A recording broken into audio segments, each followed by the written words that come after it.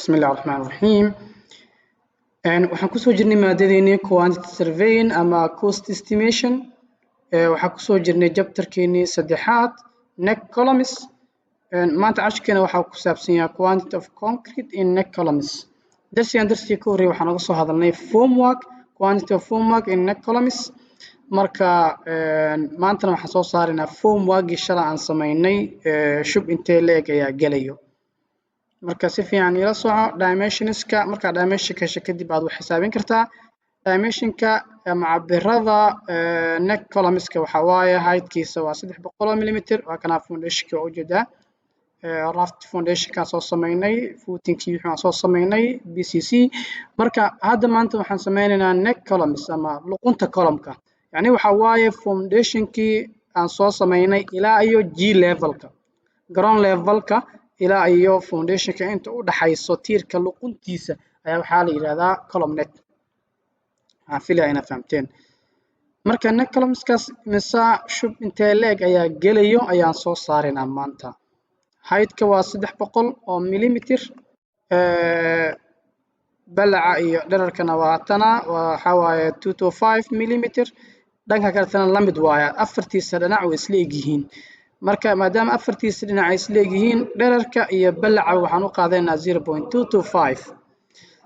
haddaba marka aan excel sheetkeeni tago saan u xisaabino, yani waxa aan soo saaraynana waxa waaye dhammaan 13ka tiir luqumadooda hal mar aan soo saaraynaa.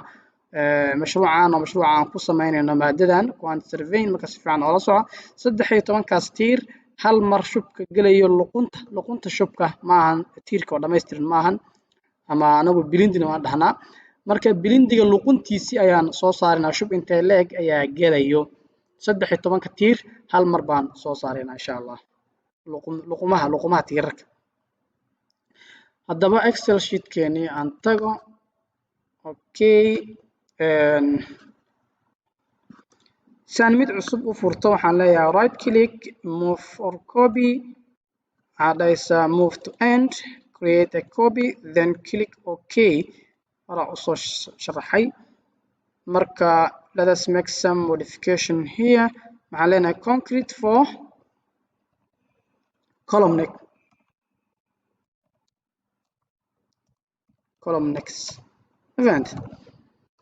okay, serial number 1 haddii tiirarkeena ay kala duwan yihiin oo dhowr tiir oo kala duwan ay yihiin 2 iyo 3 ayaan samayn lahayn, laakiin hadda tiirarkanaga dhammaantood isku qaab weeyaan, hal nooc ayay u samaysan yihiin. ma fahanti? marka waxaan leenahay concrete for intana bedel for neck columns ama column neck loo dhigi kartaa ya.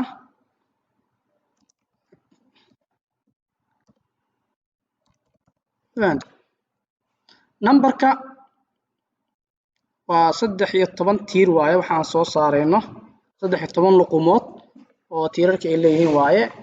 lengthiga waan ka soo sheekaynay, waxa waaye saa aan ku soo aragnay plankiga waa 0.225.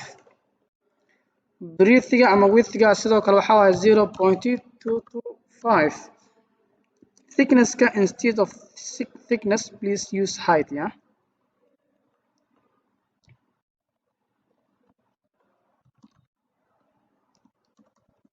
heightkuna waxa waaye 0.3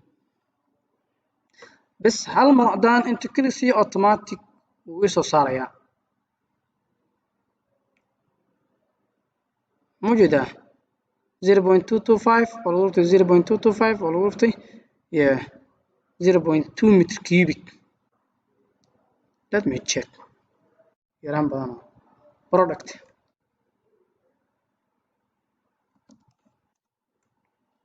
sport intaas kusoo dhufo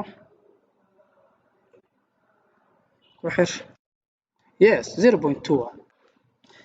marka 13 tiir oo luqumahooda yihiin 0.225 oo heightkii yahay 0.3 waxaa noo soo baxayso 0.3 meter cubic oo shub ah ayaa gelayso neck columns.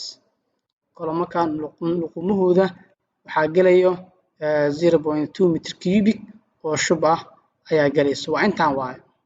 si fiican aan ku tuso halkaas geeskan kale aan kaaga cabiro intaa luquntaas yarta waaye shubintee leg baa gelayo marka I hope you understand this section and see you next lesson haddaad wax su-aal qabto waxay soo weydiin kartaa waxaan jeclaan lahayn in YouTube channelkeena subscribe saarto si dad badan ay uga faa'iidaystaan maadadan aan bixinayno iyo cashiradan taxanaha ah aad ayaa u mahadsantihiin. Assalaamu calaykum.